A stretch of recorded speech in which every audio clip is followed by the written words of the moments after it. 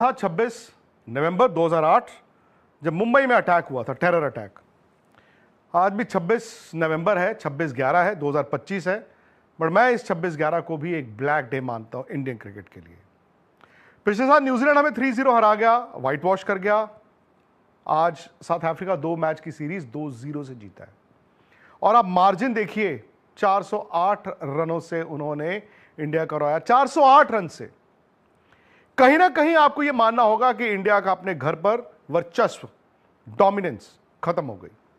कई सवाल हैं इस हार के पीछे। अब मैं मैच रिपोर्ट में आपको क्या बताऊं किसने क्या किया, क्या नहीं किया। 140 रन पे इंडिया ऑल आउट हुआ है। पूरी सीरीज में इंडिया ने 201 बार बनाया है और पूरी सीरीज में इंडिया की तरफ से सिर्फ 2 ऐसे बल्लेबाज हैं जिन्होंने हाफ सेंचुरीज की हैं। इंडिया में रनों की खान होती थी। इंडिया में बल्लेबाज 550-600 रन बनाते थे इंडिया के। यहां पर आप हाल देख लीजिए और सामने वाली टीमें देखिए किस तरह आई हैं। सवाल यह है कि क्या सिर्फ एक शुभमन गिल के ना होने से भारत यह सीरीज हारा है, या हम इस बहाने के पीछे छिप सकते हैं?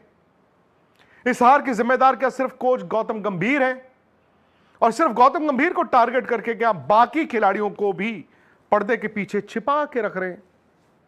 सवाल बड़ा यह भी है कि यहां से इंडिया की टेस्ट क्रिकेट का क्या फ्यूचर है। मैं नियर फ्यूचर की बात कर रहा हूं, मैं कोई 20 साल, 40 साल, 50 साल की बात नहीं मैं कर रहा, 1 साल, 2 साल। गौतम गंभीर हार के बाद आए, अपने अंदाज में उन्होंने प्रेस कॉन्फ्रेंस में सवालों का जवाब दिया। उन्होंने कहा बीसीसीआई फैसला करेगा कि मेरा कोचिंग का अब क्या होगा, क्योंकि डिबेट तो है ही है ना कि व्हाइट बॉल और चैंपियंस ट्रॉफी जिताने वाले कोच थे। इंग्लैंड जाके टेस्ट मैच 2-2 भी ड्रॉ हुए, लेकिन ये जो होम मैचेस हैं यार, ये तो भाई आप बताइए, 3 पिछले साल न्यूजीलैंड से हार गए, 2 ये हार गए, और पिछले 7 घर पे टेस्ट मैचों में 5 उनकी कोचिंग में टीम हारी है। कहीं ना कहीं कुछ ना कुछ तो गलत है। खैर, उन्होंने कहा कि भाई बोर्ड फैसला लेगा, बट मैं वही हूं जिसने चैंपियंस ट्रॉफी जिताया था, जिसने इंग्लैंड में सीरीज 2-2 ड्रॉ की थी और जिसने एशिया कप भी जिताया था। I agree with him, I agree with him.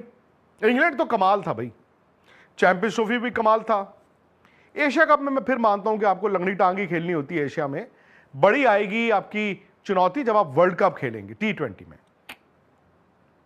उस लॉजिक से रोहित शर्मा नहीं पूछ सकते थे जब उनको कप्तानी से हटाया गया था चैंपियंस ट्रॉफी जिताने के बाद कि मैं वही कप्तान हूं जिसने पिछले साल वर्ल्ड T20 जिताया था, इस साल चैंपियंस ट्रॉफी जिताई है, मेरे से कप्तानी क्यों ले ली?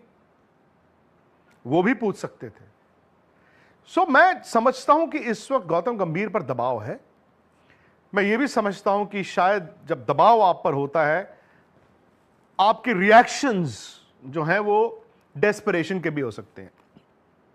और मैं यह भी समझता हूं कि सिर्फ कोच के कारण टीम नहीं हारती, टीम मैदान पर हारी है। दोनों टेस्ट मैचेस आप मैदान पर हारे हैं।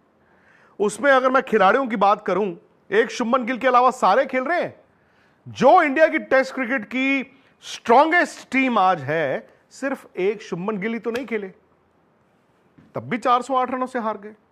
कई सारे फैक्टर्स हैं। ऋषभ पंत 4 पारियों में उनके रन नहीं आए, फेल हुए। कप्तान के तौर पर इस मैच में यह साफ दिखा कि शायद टेस्ट क्रिकेट में कप्तानी अभी उनसे बहुत दूर है, बहुत दूर है। यह भी दिखा कि अब दबाव में उनकी गेम भी बिखरी। अब बात आ जाती है केएल राहुल की।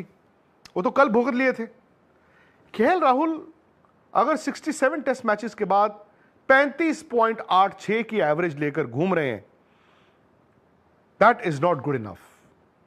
केएल राहुल भी जानते होंगे कि शायद मैं इससे बेहतर हूं, वो होंगे भी, तभी वो 67 टेस्ट मैचेस खेल पाए हैं। तभी इंडिया के क्रिकेट इतिहास में किसी ने इतने टेस्ट मैचेस नहीं खेले एक बैट्समैन ने, और इतने कम रन बनाए हों। उनमें कुछ दिखता होगा, लेकिन आज अगर आप 33-34 साल की उम्र में यह कहें कि पोटेंशियल है, तो मुझे नहीं पता इसको आप क्रिकेट में कैसे देखते हैं। He will also be very disappointed. भाई उन्होंने अभी वेस्ट इंडीज को भी 100 मारा था, इंग्लैंड में रन बना के आए थे, बट बात वही आ जाती है कि जब 12 महीने पहले उनकी एवरेज 34 पॉइंट कुछ थी, तो अब 35 पॉइंट कुछ ही तो हुई है।